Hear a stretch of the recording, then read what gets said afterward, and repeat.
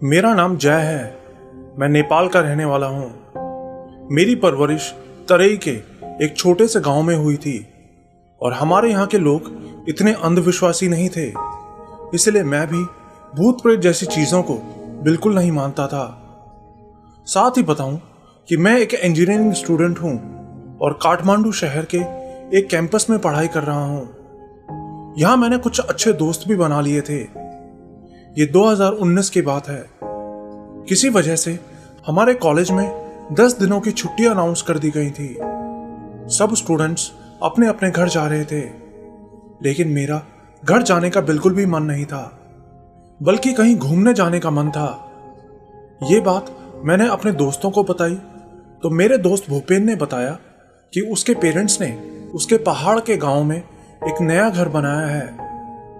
आपको बता दूं कि जैसे इंडिया में लोगों का बैकग्राउंड पूछने पर लोग अपने स्टेट का नाम बताते हैं, वैसे ही नेपाल में लोगों का बैकग्राउंड पूछने पर वो कौन से पहाड़ के कौन से गांव से बिलोंग करते हैं ये बताते हैं।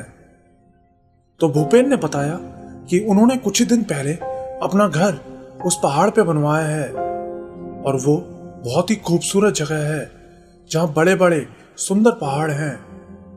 उसने मुझे और युगल को अपने गांव चलने को कहा तो हम दोनों झट से तैयार हो गए।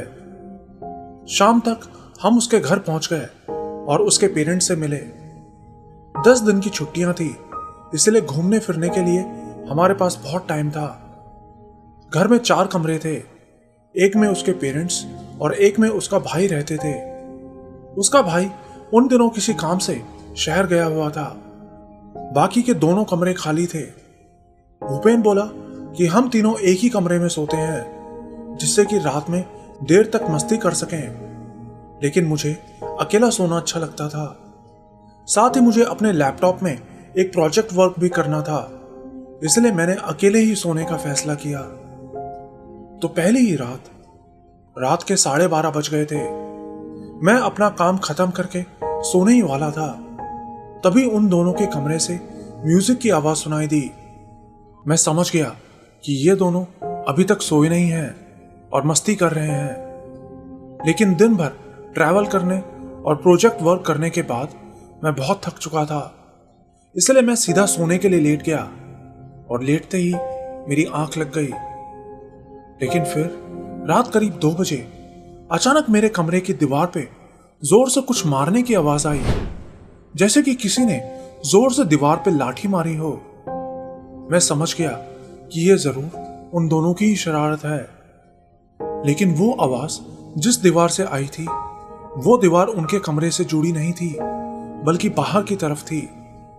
मुझे लगा शायद मुझे वहम हुआ होगा। मैं वापस सो गया। फिर अगली सुबह मैंने उनसे कहा कि इतनी रात ये बच्चों वाली हरकतें क्यों करते हो, तो वो दोनों ऐसे एक्ट करने लगे जैसे उनको कुछ पता ही ना हो। मैंने इग्नोर कर दिया। लेकिन अगली रात फिर से मैं कमरे में अकेला सो रहा था कि 2 बजे के करीब फिर से धप की आवाज सुनाई दी। इस बार मुझे बहुत गुस्सा आया। मैं जल्दी से बाहर निकला और घर के पीछे की तरफ देखने लगा। बाहर मुझे किसी के हंसने की आवाज सुनाई दी। मुझे पक्का यकीन था कि ये वही दोनों हैं। मैं भाग के उस आवाज की तरफ गया, लेकिन वहां तो कोई भी नहीं था। तो मैंने बाहर से ही उनके कमरे की खिड़की से अंदर झांक के देखा, तो देखा कि युगल हमेशा की तरह खर्राटे लेकर सो रहा था। मुझे लगा शायद भूपेन मस्ती कर रहा होगा, इसलिए मैंने भी उनकी बंद खिड़की पे धप से हाथ मारा और जल्दी से भाग के अपने कमरे के अंदर चला गया। लेकिन कुछ ही मिनटों बाद वो दोनों मेरे कमरे में आए और मुझे मजाक बंद करने को कहने लगे। मैं थोड़ा सा हंसा, लेकिन फिर उन्होंने जो बताया वो सुन के तो मेरे होश ही उड़ गए। उन्होंने बताया कि उन्होंने मेरे कमरे से 10 बार दीवार पे हाथ मारने की आवाज सुनी और एक बार तो वो आवाज उनकी खिड़की से भी आई थी। मैंने बताया कि मैंने तो सिर्फ एक बार ही खिड़की पर हाथ मारा था, लेकिन उनको मेरी बात पे भरोसा नहीं आया और वो गुस्सा करते हुए सोने के लिए चले गए। लेकिन ये बात मुझे तो बिल्कुल हजम नहीं हुई। अगले दिन मैं दिन भर इसी बारे में सोचता रहा। अगली रात मैंने 1:30 बजे का अलार्म लगाया और सोने चला गया। अलार्म बजने के बाद मैं उठा और उनके कमरे के अंदर झांका। दोनों सोए हुए थे। फिर मैं अपने कमरे की तरफ बढ़ा और बेड पे लेट गया। लेकिन बेड पे लेटते ही मेरी खिड़की पे किसी के बहुत जोर से लाठी मारने और नाखून रगड़ने की आवाज आई। इस बार मुझे पता था कि ये उन दोनों का काम नहीं है। बाहर कोई था जो खिड़की पर मार रहा था, और ये समझ आते ही मेरा खून तो जैसे जम सा गया। मेरे बाल डर के मारे खड़े हो गए थे। लेकिन मैं भूतों पे यकीन नहीं करता था। मुझे बचपन से यही सिखाया गया था कि भूत सिर्फ मन का वहम होते हैं। लेकिन मुझे अच्छे से पता था कि ये मेरा वहम नहीं है। मैं भगवान को याद करने लगा और फिर किसी तरह हिम्मत करके जोर से बोला, भाग जा, तू जो भी है, मैं तुझसे नहीं डरता, सोने दे मुझे। अभी नहीं गया तो मैं पुलिस को कॉल कर दूंगा। पता नहीं मुझ में वो हिम्मत कहां से आ गई थी, लेकिन वो जो कुछ भी था उसी वक्त वहां से भाग गया। मुझे उसके भागने की आवाज भी आई थी। मेरा दिल बहुत जोर जोर से धड़क रहा था। मुझे तो कुछ समझ ही नहीं आ रहा था कि ये सब क्या था। कोई इंसान मेरे साथ ऐसा क्यों करेगा, वो भी इतनी रात को। आखिर में उस रात मैंने अपने दोस्तों के साथ ही उनके कमरे में सोने का फैसला किया। अगली सुबह मैंने ये बात अपने दोस्तों को और उसके पेरेंट्स को बताई तो उसी दिन उन्होंने गांव के एक ओझा को घर में बुला लिया और उसको सारी बात बताई। ओझा ने कहा कि आज रात वो खुद उस कमरे में सोएगा और देखेगा। रात में मेरे दोनों दोस्त तो सो गए थे, लेकिन मैं नहीं सोया था। और फिर ठीक रात 2 बजे ओझा को खिड़की के पास किसी के चलने की आवाज सुनाई दी। आवाज सुन के मैं भी झट से उठ गया और ओझा के कमरे में चला गया। ओझा ने मुझे चुप रहने का इशारा किया और खुद घर से बाहर निकल के खिड़की के पास चले गए। मैंने खिड़की खोल के देखा तो देखा कि सामने वाले पेड़ पे एक बंदर जैसा कोई जानवर बैठा हुआ था। वो बिल्कुल काला था और अंधेरे में उसके दांत बहुत चमक रहे थे, लेकिन ये पता नहीं चल रहा था कि वो कोई बंदर है या कुछ और। ओझा उसके सामने गए और उससे बातें करने लगे। मुझे कुछ समझ तो नहीं आ रहा था, क्योंकि वो बंदर जैसा दिखने वाला जानवर कुछ जवाब भी नहीं दे रहा था, बस हंस रहा था। रात के काले अंधेरे में सिर्फ उसके मुस्कुराते हुए दांत और पल पल बाद मेरी तरफ मुड़ती हुई उसकी चमकीली आंखें ही दिख रही थी। फिर ओझा ने कुछ मंत्र पढ़े और वो जानवर आंख झपकते ही वहां से भाग निकला। फिर अगली सुबह ओझा ने बताया कि वो असल में एक आत्मा थी, लेकिन वो किसी को नुकसान नहीं पहुंचाना चाहती थी। नहीं तो जिस रात मैं अकेला बाहर गया था वो तभी मुझे मार सकता था। ओझा ने बताया कि असल में इस कमरे का कुछ हिस्सा उस आत्मा की कब्र के ऊपर बना हुआ है, इसलिए वो बार बार इस घर की दीवार और खिड़की पे दस्तक देता है और इस दीवार को हटाने के लिए कहता है। ओझा ने कहा कि भूपेन के परिवार को इस कमरे के अंदर पूजा करवानी होगी और इस कमरे का पूरा फर्श भी तोड़ना पड़ेगा, जिसके नीचे से उस आत्मा के कंकाल का कुछ हिस्सा मिलेगा। हम लोगों ने बिल्कुल वैसा ही किया और सच में उस कमरे की उत्तर दिशा के फर्श के नीचे कुछ इंसानी हड्डियां दबी मिली। मैं और मेरा दोस्त ये देख के हैरान रह गए।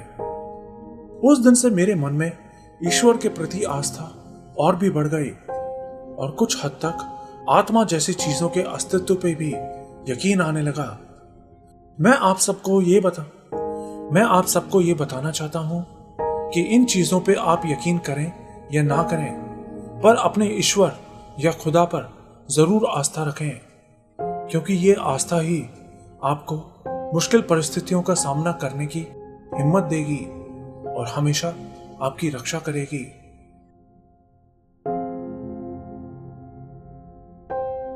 मेरा नाम हेमंत कुमार है। मैं पंजाब के फरीदकोट में रहता हूं। मैं आपको 2 सच्ची कहानियों के बारे में बताना चाहता हूं। इस पहली घटना के बारे में मुझे मेरी माँ ने बताया था। यह आज से करीब 25 साल पहले की बात है। मेरी माँ के ताऊ का एक लड़का था जिसका नाम पुष्कर है। पुष्कर पढ़ने में बहुत अच्छा था और उन दिनों कॉम्पिटिटिव एग्जाम्स की तैयारी कर रहा था। इसलिए उसके पापा ने गांव से दूर एक दूसरे गांव में पढ़ने के लिए भेजा हुआ था, जहां वो एक किराए के कमरे में रहता था। वो एक 2 मंजिला घर था जिसके नीचे वाली मंजिल पर मकान मालिक और ऊपर वाले फ्लोर पर पुष्कर अपने गांव के ही एक दोस्त अजय के साथ रहता था। वो दोनों उसी कमरे में दिन भर पढ़ाई करते थे। खाना बनाने के लिए उन्होंने कमरे में ही एक स्टोव भी रखा हुआ था। तो एक दिन सुबह सुबह 5 बजे के करीब पुष्कर अचानक अपने घर आ गया। वो बहुत डरा हुआ लग रहा था। सबने उससे पूछा भी, लेकिन वो किसी को कुछ नहीं बता रहा था। लेकिन बाद में जब पुष्कर की दादी ने उससे अकेले में पूछा तो उसने उनको सारी बात बताई।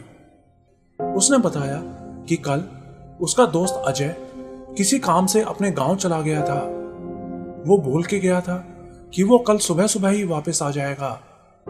साथ ही उस दिन घर का मालिक भी अपने किसी दोस्त की शादी में गया हुआ था। पुष्कर पूरे घर में अकेला था और रात में पढ़ाई करते करते वो सो गया। पुष्कर सो ही रहा था कि किसी ने उसको आवाज दी, पुष्कर चल खड़ा हो, 5 कप चाय बना दे, 1 कप तू भी पी लियो। पुष्कर नींद में था। उसको लगा कि अजय वापस आ गया है, तो वो नींद में ही बोला, अजय दूध नहीं है यार, तू अभी सो जा, सफर से आया है, जब दूध आएगा तो तेरे लिए चाय बना दूंगा। तो अजय बोला, चल मैं दूध लेकर आता हूं, तू तब तक स्टोव जला। तो पुष्कर नींद में ही उठा और उठ के स्टोव जलाने लगा। स्टोव जलाने में थोड़ा टाइम लगता था। तो पुष्कर स्टोव जला ही रहा था कि इतने में अजय वापस आ गया। बोला, लो ये लो दूध। पुष्कर ने दूध लेने के लिए उस तरफ देखा तो देखा कि वो अजय नहीं था, बल्कि सिर्फ एक हाथ था जो कि हवा में ही जग को पकड़े हुए था।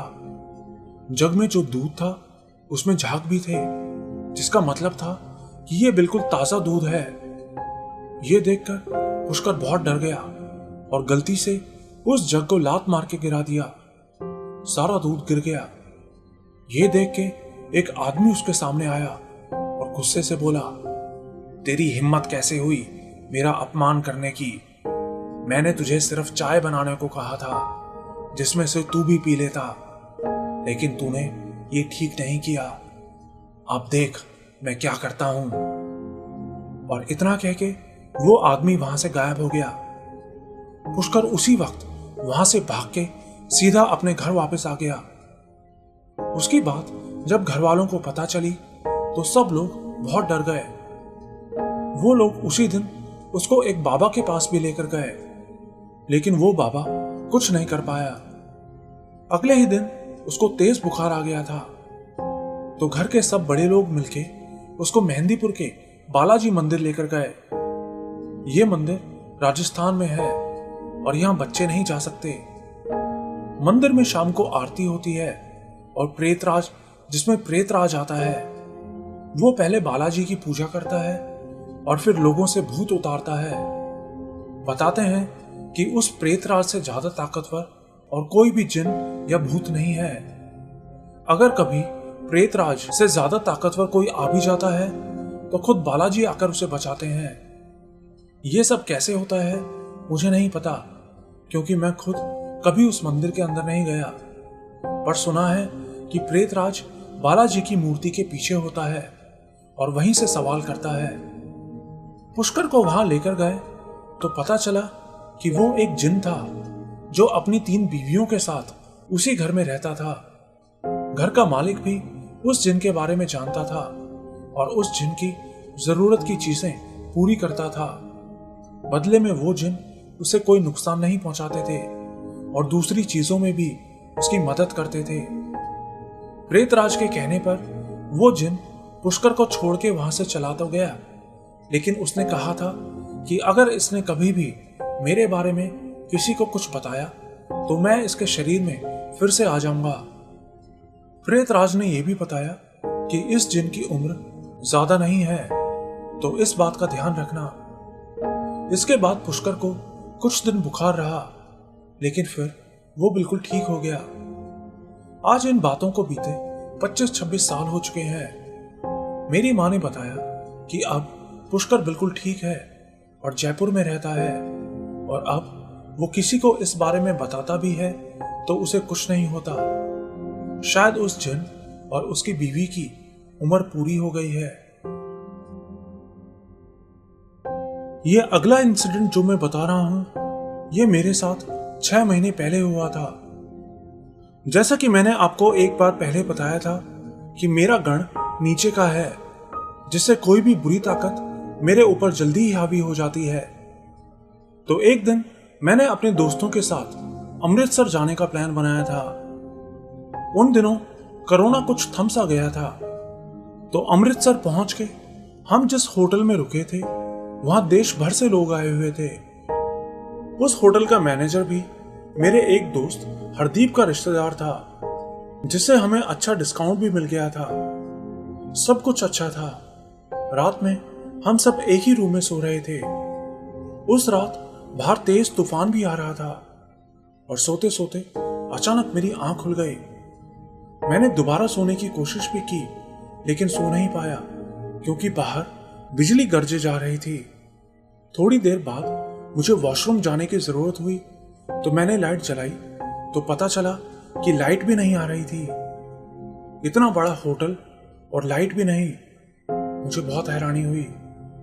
मुझे पता था वॉशरूम किस तरफ है, तो मैं अंदाजे से ही वॉशरूम की तरफ चला गया। वॉशरूम के अंदर दोनों तरफ टॉयलेट लगे थे। दोनों तरफ 5-5 टॉयलेट आपस में चिपक के बनाए हुए थे, जिनके ऊपर की छत खुली हुई थी। पहला टॉयलेट बंद था, दूसरा टॉयलेट भी बंद था, लेकिन तीसरा टॉयलेट खुला था। मैंने ज्यादा नहीं सोचा और सीधा अंदर घुस गया। मुझे तेज प्रेशर लगा था। अंदर बैठे बैठे मैं टॉयलेट के अंदर लगी चीजों को देख रहा था। सब कुछ नॉर्मल था। वॉशरूम के ऊपर एक स्क्वायर शेप की लाइट लगी हुई थी, जो अभी बंद थी।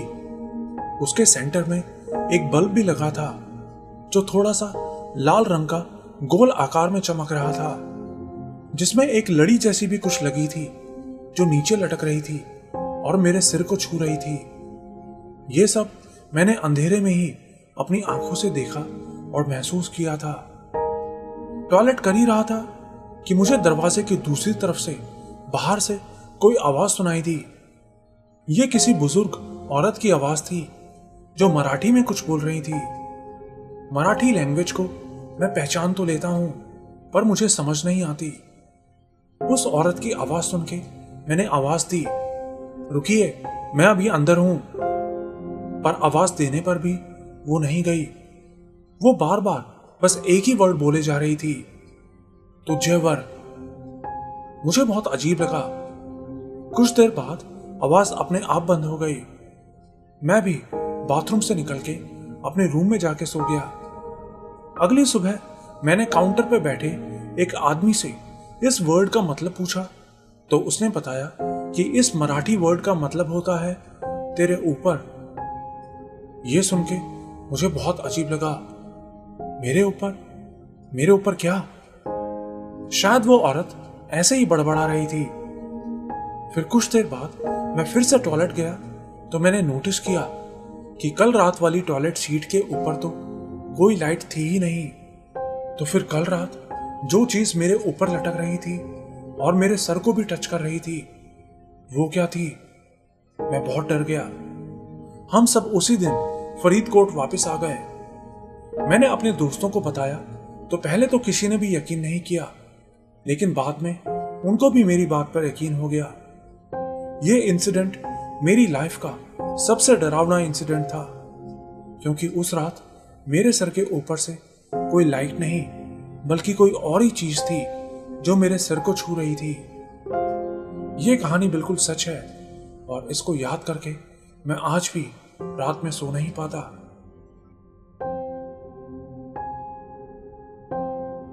मेरा नाम रवि है और मैं एमपी के एक छोटे से टाउन का रहने वाला हूं। मैं जो बात आपको बता रहा हूं ये तब की है जब मैं 6th क्लास में पढ़ता था। जिस जगह हम लोग रहते थे वो हमारा खुद का घर नहीं था, हम लोग रेंट पे रहते थे। जब हम लोग नए नए उस घर में आए थे तभी से मुझे वहां अच्छा नहीं लगता था। मतलब एक सूनापन और अजीब सी मनहूसियत थी उस घर में। शुरुआती दिनों में तो कुछ भी खास नहीं हुआ, लेकिन फिर एक दिन हमारे पड़ोस की एक आंटी की डेथ हो गई। उनकी डेथ शाम के टाइम हुई थी, इसलिए अंतिम संस्कार अगले ही दिन हो सकता था। तो उन्होंने उनकी डेड बॉडी को बड़ी बड़ी बर्फ के ऊपर रखा हुआ था, और जिस जगह उन्होंने उनकी डेड बॉडी को रखा था वो हमारी खिड़की के बिल्कुल सामने थी, और उनकी डेड बॉडी हमारे घर से साफ दिखाई दे रही थी। मैं और मेरी छोटी बहन तो बहुत ज्यादा डर गए थे, लेकिन मम्मी पापा साथ थे तो ज्यादा डर नहीं लग रहा था। वो सीन मेरी आंखों में जैसे छप सा गया था, लेकिन कुछ दिनों बाद मैं उस बारे में भूल गया। फिर कुछ दिनों बाद एक रात हम सब लोग घर में सो रहे थे। रात के लगभग 1 बजे मैं टॉयलेट के लिए उठा। बाकी सब सो रहे थे तो मैं बिना किसी को डिस्टर्ब किए अकेला ही बाहर निकल गया। हमारा टॉयलेट ऊपर छत की बैल्कनी में बना था। मैं ऊपर जाने लगा। सीढ़ियों पर अंधेरा था।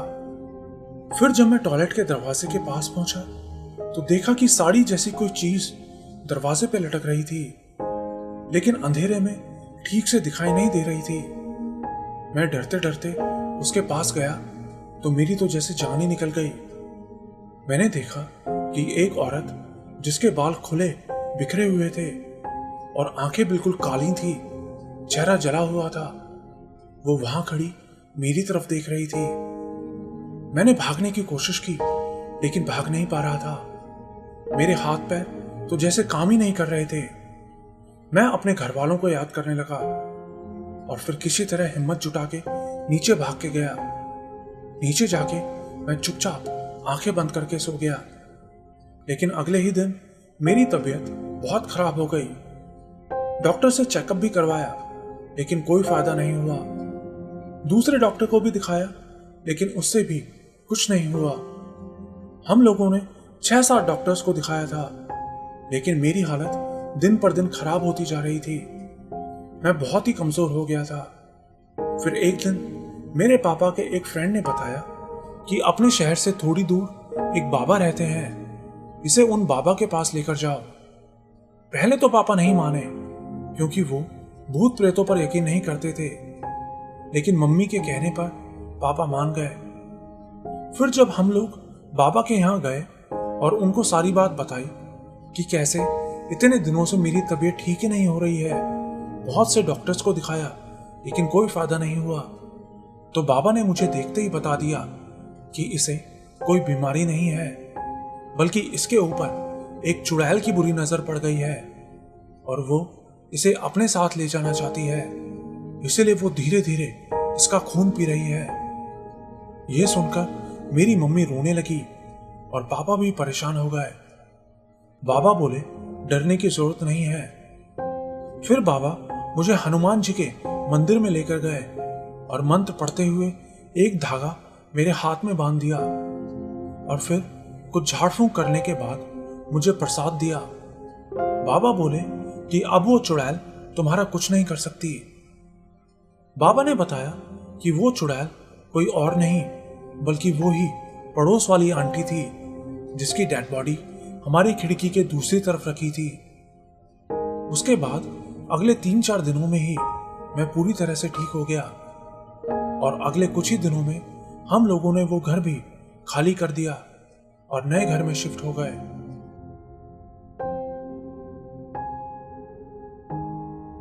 मेरा नाम राज है। मैं राजस्थान के झालावाड़ जिले का रहने वाला हूं। मैं जो कहानी आपको बता रहा हूं ये मेरे साथ 7 साल पहले घटी थी। वो गर्मियों के दिन थे।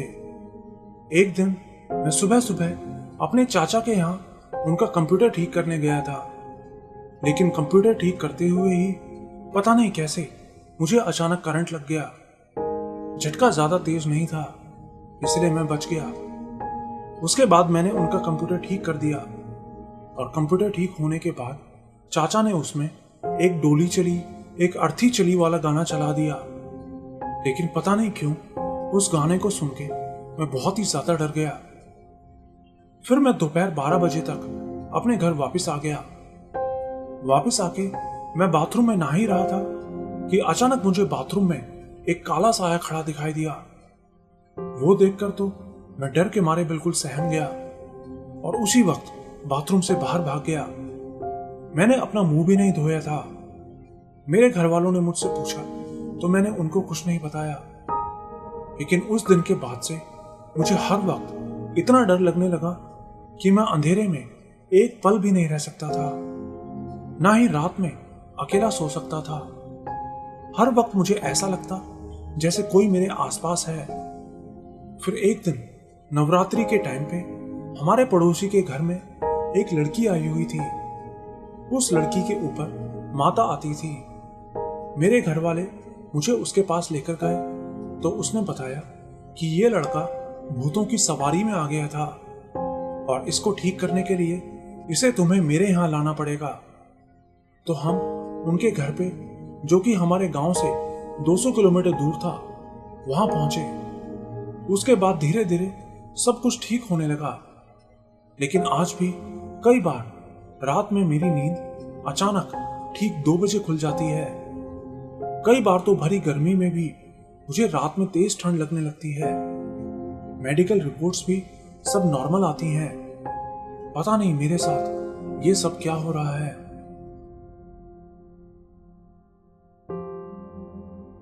मेरा नाम सार्थक है।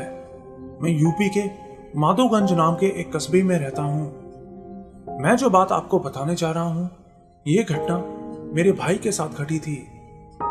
ये करीब 1 साल पहले की बात है, जब लॉकडाउन कुछ दिनों के लिए बंद हुआ था।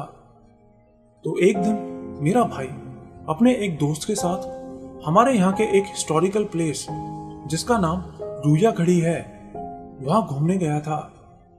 बताते हैं कि ये जगह बहुत पुरानी है और रहस्यों से भरी पड़ी है। इस जगह पर एक कुआं है जिसके अंदर बहुत सारा सोना चांदी और हीरे जवाहरात भरे हैं। बताते हैं कि पुराने समय में एक बार चोरों को इस खजाने के बारे में पता चला तो उन्होंने कुएं में से वो सोना चांदी बाहर निकाला। लेकिन बाहर निकालते ही वो सब कुछ मिट्टी बन चुका था। वहां की मिट्टी में अभी भी लालपन और मटकों के टुकड़े पड़े हुए हैं। उस जगह के बाहर ही एक माता का मंदिर है जिसको मनसा देवी के नाम से जाना जाता है। तो हुआ ऐसा था कि मेरे भाई को फोटो खींचने का बहुत शौक है। उस दिन वो दोनों अपनी बाइक से उस जगह पहुंचने वाले थे, लेकिन मेरा भाई वहां जल्दी पहुंच गया। उसका दोस्त तब तक नहीं पहुंचा था। तो मेरा भाई वहां अकेला खड़ा ही था कि तभी एक औरत बिल्कुल उसके पास से निकली और उस घड़ी के अंदर चली गई। उस वक्त तो उसको कुछ भी अजीब नहीं लगा, क्योंकि आसपास और भी कई सारी औरतें वहां लकड़ियां बीन रही थी।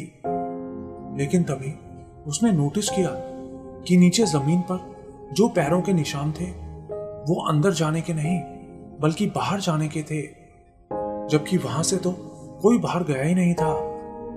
वो उसी वक्त समझ गया कि वो औरत जो अभी अभी अंदर गई थी उसके पैर उल्टे थे और वो कोई औरत नहीं बल्कि पक्का कोई चुड़ैल थी।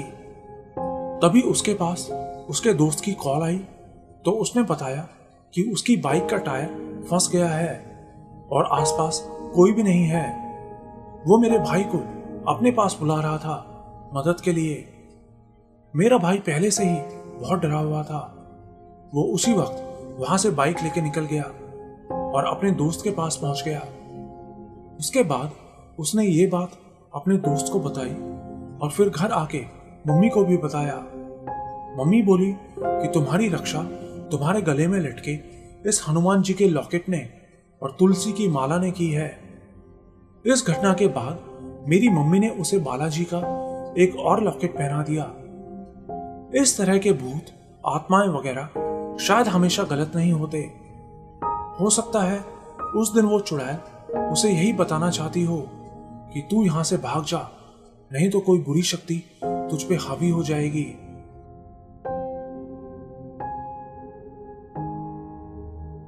मेरा नाम ऋषभ है। मैं झारखंड के देवघर जिले का रहने वाला हूं। मैं आपको अपने दादा के साथ घटी एक सच्ची कहानी बताना चाहता हूं। तो हुआ ऐसा था कि एक बार मेरे दादा किसी काम से शहर गए हुए थे। गांव से जाते हुए दादी ने दादा से कहा कि आते हुए शहर से मटन ले आना। तो शाम को जब दादाजी का काम खत्म हुआ तो उन्होंने एक दुकान से मटन खरीदा और साइकिल चलाते हुए धीरे धीरे अपने गांव वापस आने लगे। शहर से गांव आने के लिए सिर्फ एक ही रास्ता था और उस रास्ते पे एक शमशान घाट पड़ता था। तो दादाजी जब उस शमशान घाट के पास पहुंचे तो उन्होंने देखा कि एक आदमी ठीक उस शमशान की दीवार के साथ बैठा था। वो देखते ही दादाजी समझ गए कि ये कोई इंसान नहीं बल्कि कुछ और ही है। इसलिए दादाजी उसकी तरफ ना देखते हुए सीधा आगे बढ़ गए। लेकिन उस आदमी के सामने से निकलते ही उसने पीछे से दादाजी को आवाज दी, ओए रुक जा और थैले में जो तूने ले रखा है उसे यहीं छोड़ जा। लेकिन ये सुनते ही दादाजी ने फुल स्पीड में अपनी साइकिल भगा दी। लेकिन तभी अचानक दादाजी के सामने एक कुत्ता आ गया, जिसकी वजह से दादाजी को अचानक ब्रेक मारनी पड़ी। दादाजी फुल स्पीड में थे, इसलिए अचानक ब्रेक मारने से साइकिल का टायर फिसल गया और दादाजी नीचे जा गिरे। उस वक्त दादाजी इतना डर गए थे कि उठते ही साइकिल वहीं छोड़ के वहां से भागने लगे और सामने एक मंदिर के अंदर जाके घुस गए। मंदिर से ही दादाजी ने देखा कि वो काला कुत्ता उनके मीट वाले थैले के पास आया और उसको उठा के वहां से भाग गया। उस वक्त दादाजी इतना डर गए थे कि पूरी रात मंदिर में ही छुपे रहे और फिर सुबह होने पर अपनी साइकिल के पास गए और वहां से घर चले गए। इस घटना के बाद दादाजी कई दिनों तक बीमार रहे थे।